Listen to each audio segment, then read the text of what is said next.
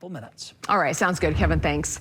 Utah death row inmate Ralph Menzies will have a new competency hearing in December. Yeah, the news comes here after Utah's Supreme Court halted his execution just days before he was set to face the firing squad. KSL investigator Daniela Rivera has been following this case for us. She joins us now with an update. Daniela? Well, at the center of all of this is Ralph Menzies' mental state and whether he's competent enough to be executed. Menzies is sentenced to death in the 1986 kidnapping and murder of Maureen Hunsaker. After nearly 4 decades, he's now living with vascular dementia, a progressive and terminal illness. After several mental evaluations, a 3rd district judge found he's competent enough to be executed, but attorneys for Menzies filed another petition to reevaluate his competency, saying his condition had progressed significantly. The judge denied that request, but Utah Supreme Court reversed that decision, ordering additional competency proceedings to make sure carrying out Menzies' execution would be constitutional. Today in court, Matt Hunsaker, the victim's son, said this process has left him with no hope in the system. This is taking an adverse effect on myself, my family, my kids, my job. It's not as easy to attend these hearings when they're like this. Now, the judge assured Hunsaker he will move the process along as quickly as he can without jeopardizing the case.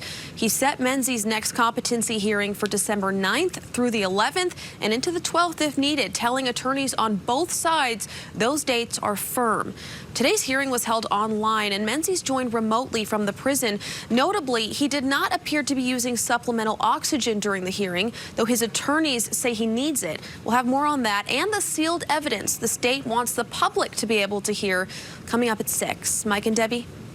All right, Daniela, thank you. Traffic nightmare in Lynn today. Live and streaming. This is KSL News at 6. Good evening. Death row inmate Ralph Menzies will have a new multi-day competency hearing in December. This comes after Utah Supreme Court stepped in last month to halt his execution just days before he was set to face the firing squad. KSL investigator Daniela Rivera has been following this case. She joins us now with the news from the newsroom with the latest. Daniela? Well, that's right. Between now and the start of that hearing on December 9th, several mental health professionals will evaluate Menzies' mental state and prepare reports on whether he's competent enough to be executed.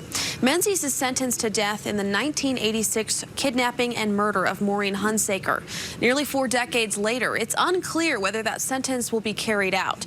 Despite having vascular dementia, a progressive and terminal illness, Menzies was found competent enough to be executed last year, but his attorneys pushed for another evaluation, saying his condition had declined significantly, and Utah's Supreme Court ordered one to ensure carrying out his execution would be constitutional. Matt Hunsaker, the victim's son, says this continued legal limbo is taking a toll on his family. I know that where we're at, it is what it is, and I have no faith. I will be honest, say I have no faith moving forward, and that's where it's at. Menzies' attorneys have said over and over he's confused, in a wheelchair, and tethered to an oxygen tank. But today he appeared remotely without the supplemental oxygen he usually has with him in court. We asked about it. One of his attorneys said Menzies' medical records document a critical need for supplemental oxygen. They're not sure why he wasn't receiving that during today's hearing. A spokesperson for the Department of Corrections said they cannot comment on medical information.